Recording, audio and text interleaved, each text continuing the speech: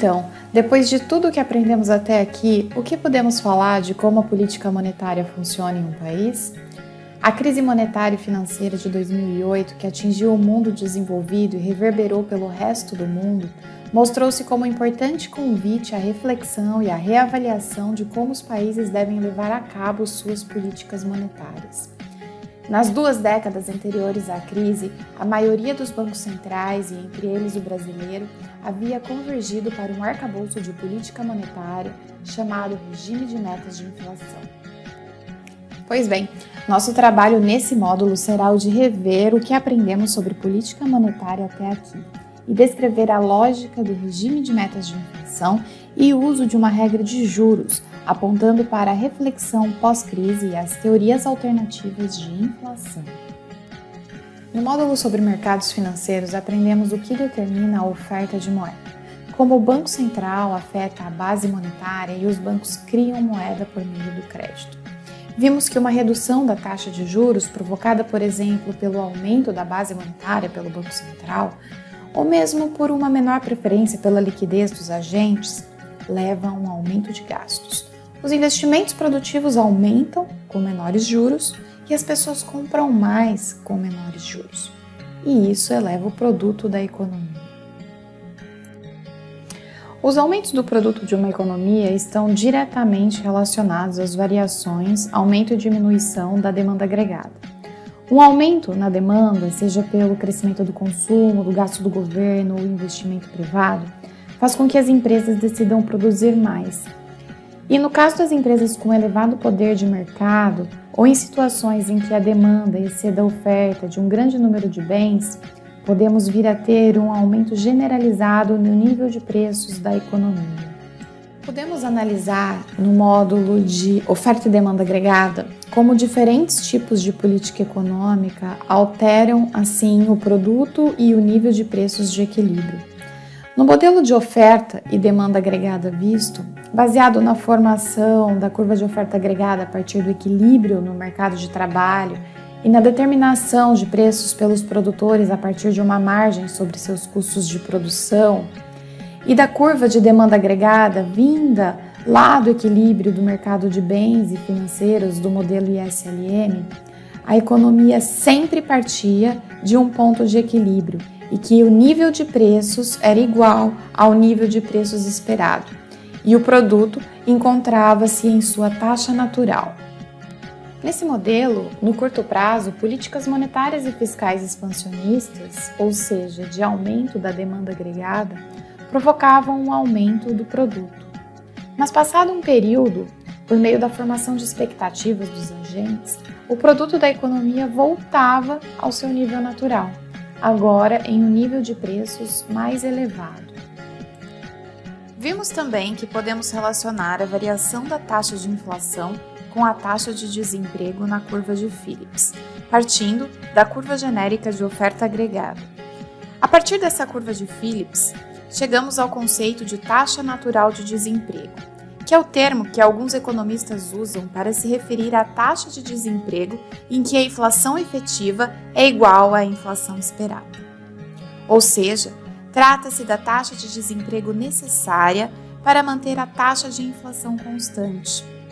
Como vocês se lembram, a variação da taxa de inflação na curva de Phillips vai depender também da maneira como os agentes formam suas expectativas a respeito da inflação futura. Será então, a partir da curva de Phillips, que poderemos entender mais diretamente como funciona o regime de metas de inflação. No entanto, antes de entrarmos mais profundamente nele, vamos pensar um pouco mais no que é a inflação propriamente dita. Pois bem, a inflação é um aumento contínuo e generalizado dos preços. Isso significa que o aumento apenas no preço do tomate na última semana, por exemplo, não é inflação. Para ser inflação, os preços de um grande conjunto de bens devem aumentar por alguns períodos de tempo. Esse aumento de preços contínuo e generalizado normalmente é captado por algum índice de preços, que nada mais é do que uma média ponderada do aumento de preços de um conjunto representativo de bens. No Brasil, o índice mais utilizado é o IPCA, ou Índice de Preços ao Consumidor Amplo. Bom, se a inflação é um aumento contínuo e generalizado no preço dos bens, para controlar a inflação, devemos nos perguntar: o que causa esse aumento de preços? Intuitivamente, podemos esperar que a inflação ocorra por duas vias distintas: do lado da demanda ou do lado da oferta. E o que isso quer dizer? Se a demanda na economia cresce de forma generalizada acima do montante total de produtos que essa economia pode produzir, ou seja, acima de seu produto potencial, temos uma inflação de demanda. Por outro lado, podemos ter situações em que os produtores se deparam com um aumento inesperado de seus custos de produção, dos insumos que utilizam para produzirem, como o aumento do preço do diesel ou da conta de energia, por exemplo. Se a capacidade desses produtores de repassar o aumento desses custos para o preço de seus produtos e a quantidade de produtores afetados pelo choque inicial do preço dos insumos for considerável, podemos ter uma situação de inflação de oferta.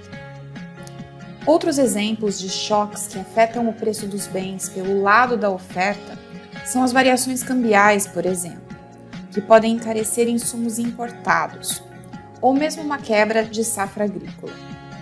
É importante notar, entretanto, que a inflação de oferta vai depender da capacidade que os produtores terão de repassar o aumento dos custos para o preço de seus bens finais. A política monetária ficará então a cargo de controlar a inflação a partir de suas causas. Poderá, caso a inflação seja de demanda, adotar medidas que diminuam a demanda da economia. Caso a inflação seja de oferta, a exemplo de uma alteração no preço dos produtos importados, as medidas poderão ser de alteração da taxa de câmbio. Aqui chegamos em um ponto importante, um divisor de águas. O entendimento do que causa a inflação está na origem do regime de metas de inflação. Como podemos ver, no período final de Bretton Woods, de meados da década de 70 e durante a década de 80, a inflação nos Estados Unidos começou a aumentar. Nesse período, novas correntes econômicas ganharam destaque, em oposição às políticas keynesianas do período anterior. A política monetária ganhou proeminência e passou a dominar as discussões. Como resultado prático, o regime de metas monetárias foi adotado, quase que universalmente, durante a década de 70. Esse regime esteve baseado nas análises monetaristas de Friedman, de que a estabilidade de preços somente é alcançada se o estoque de moedas evoluir com o PIB real. Ele se baseou na teoria quantitativa da moeda. Isso é consequência da ideia de que a inflação é um fenômeno meramente monetário, já que, dadas as condições de livre mobilidade de recursos e flexibilidade de preços, a economia tende à situação de equilíbrio nos mercados de trabalho e de bens, e, portanto, tende ao ponto de taxa natural de desemprego. Nesse ponto, não existe desemprego involuntário na economia, e na ausência de intervenções monetárias, a economia tende a ele. Nele, a expectativa de preços se iguala aos preços observados. A hipótese de expectativas adaptativas é peça fundamental no modelo monetarista. Ela diz que os agentes econômicos formam suas expectativas sobre o que irá acontecer no futuro com base no que aconteceu no passado. O ponto central da teoria de Friedman é de que os trabalhadores não possuem informação acerca da inflação corrente, calculando o salário com base na inflação passada, que eles esperam se repita. Assim, uma inflação surpresa por um aumento da oferta de moeda pode gerar ilusão monetária. As firmas percebem que houve um aumento no nível de preços e que o salário real cairá, e estarão, portanto, dispostas a aumentar o salário nominal dos trabalhadores para manter o salário real constante. Mas os trabalhadores vão interpretar isso como um aumento de salário real e aumentarão a oferta de trabalho, diminuindo momentaneamente o nível de desemprego. No período seguinte, entretanto, eles percebem que o aumento de preços ocorreu de forma generalizada e que eles erraram em suas expectativas de preços. O nível de preços agora é maior. Eles diminuem a oferta de trabalho e o desemprego volta à sua taxa natural. Uma política de diminuição de desemprego só conseguiria prosseguir, portanto, caso houvesse inflação surpresa insistentemente, o que, por outro lado, aceleraria a inflação. Assim, uma regra sobre o estoque de moeda a ser perseguida pelo Banco Central seria a solução para não haver mais esse tipo de problema. Com o passar do tempo, entretanto, percebeu-se a grande dificuldade de se calcular esse estoque de moeda, que seria a meta por parte do governo. Como vimos, a moeda é criada pelo crédito também. Os bancos conseguem inovar em operações financeiras e sair das amarras das exigências de reservas. Além disso, a própria velocidade de circulação da moeda cresceu muito. As pessoas passaram a demandar menos dinheiro em papel e usar cada vez mais cartões de crédito. Com o passar do tempo, percebeu-se a fraca relação entre o estoque de moeda e a inflação. Assim, novas teorias fizeram-se necessárias. A teoria das expectativas racionais passou a ganhar destaque. Os agentes são capazes de tomar a melhor decisão com base em todas as informações disponíveis e não sofrem mais de ilusão monetária. A tendência da economia continua ao pleno emprego da força de trabalho e ao produto potencial, ou seja, a utilização não inflacionária de todos os recursos disponíveis. Mas a economia se afasta momentaneamente desse ponto à medida em que há rigidez de alguns preços e salários e informação imperfeita. As flutuações econômicas são resultantes de imperfeições de mercado, ou as falhas dos salários e dos preços em se ajustarem instantaneamente para equilibrar oferta e demanda. Políticas econômicas devem vir no sentido de corrigir essas falhas. Qualquer tentativa de manter o desemprego abaixo de sua taxa natural por parte do governo apenas tirará a economia de seu rumo ao pleno emprego. A inflação é resultado, portanto, dessa imperfeição, que gera aumento de demanda de forma errática na economia. Assim, as metas devem ser claramente de inflação e não mais de estoque de moeda. A variável escolhida para segurar a demanda deve ser a taxa de juros. Ela impactará o custo de se obter recursos para investimentos e consumo e fará com que o nível de demanda retorne ao nível de oferta do produto potencial. As regras devem ser claras para os agentes racionais. O Banco Central deve agir conforme o anunciado, já que qualquer desvio fará com que o mesmo perca credibilidade e a economia se desestabilizará. O crescimento do produto potencial se deve à estabilidade e às expectativas do produtor privado. O aumento de gastos do governo causará excesso de demanda, inflação e aumento de juros. Ele deve ficar, portanto, subordinado à política monetária. Assim surge o regime de metas de inflação. E qual a ligação base entre a taxa de juros e a inflação? Tudo começa na famosa curva de Phillips. Como vocês se lembram, ela relaciona a inflação esperada e desvio da taxa de desemprego em relação ao seu nível natural. Sabemos também que pelas operações de mercado aberto, o Banco Central consegue alterar a taxa de juros nominal. Lembram? Lá no mercado de reservas bancárias, o Banco Central compra e vende títulos públicos, alterando a disponibilidade dos mesmos, e pela preferência pela liquidez dos agentes, ele impacta as taxas de juros nominais. Pois bem, considerando que há uma taxa de juros neutra que mantém a atividade econômica em seu nível potencial, a taxa de juros meta deve ser aquela que, descontada a inflação, se iguala à taxa neutra. Com isso em mente, John Taylor sugeriu a seguinte regra para a taxa básica, conhecida como a regra de Taylor. Seja πt a taxa de inflação e π*, a meta para a taxa de inflação, seja IT a taxa de juros, isto é, a taxa de juros nominal controlada pelo Banco Central, e * a meta para a taxa de juros nominal, a taxa de juros nominal associada à taxa de juros neutra RN e a meta para a taxa de inflação, I*, ou seja, I* menos π* é igual a RN. Se a inflação estiver na meta, o Banco Central fixa IT em I* e a taxa de juros estará em seu nível natural. Assim, se a inflação for superior à meta, o Banco Central deve elevar IT acima da meta I*.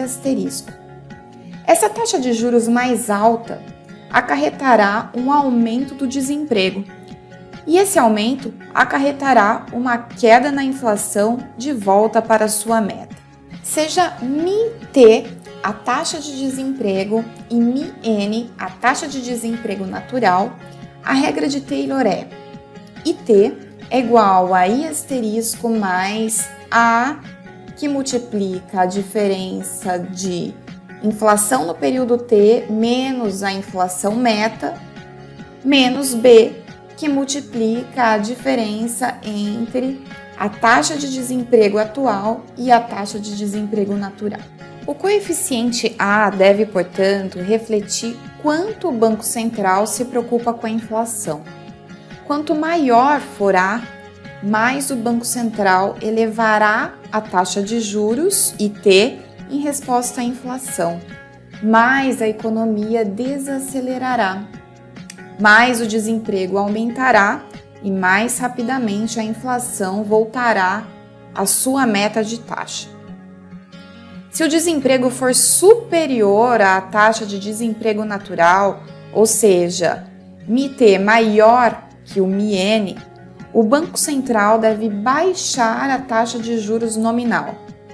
Essa taxa mais baixa provocará um aumento no produto, levando a uma diminuição no desemprego. O coeficiente B deve refletir até que ponto o Banco Central se preocupa com o desemprego. Quanto maior for B, mais o Banco Central estará disposto a se desviar da meta de inflação para manter o desemprego próximo de sua taxa natural. A lógica dessa regra e a facilidade de sua ação levou a mesma a ser amplamente adotada pelos bancos centrais ao redor de todo o mundo. A inflação baixou e permaneceu baixa e estável na maioria dos países. As flutuações do produto diminuíram em amplitude no mundo desenvolvido. O período ficou conhecido como a Grande Moderação. Então veio a crise e muitas questões foram levantadas, desde a escolha da meta de inflação até o que fazer quando a taxa de juros sugerida pela regra atingisse o limite inferior zero.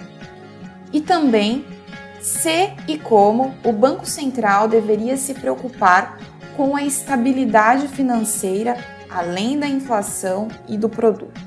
Os economistas desse arcabouço teórico, que consideram as expectativas racionais e as imperfeições de mercado, conhecido como o novo consenso macroeconômico, passaram a se indagar se esse tipo de política seria suficiente para manter a estabilidade da economia.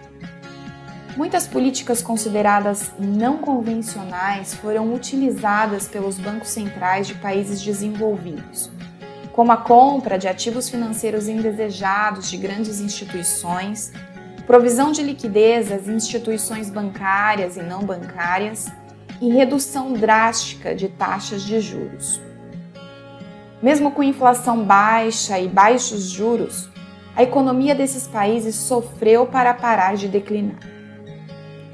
O campo de discussão da política monetária ótima encontra-se, agora há mais de uma década desde a grande crise, em aberto. É importante notar, entretanto, que esse arcabouço teórico do regime de metas de inflação continua firme na maioria dos países. A instabilidade financeira continua sendo um enigma no mundo de agentes racionais, e a inflação continua sendo causada primordialmente pela demanda.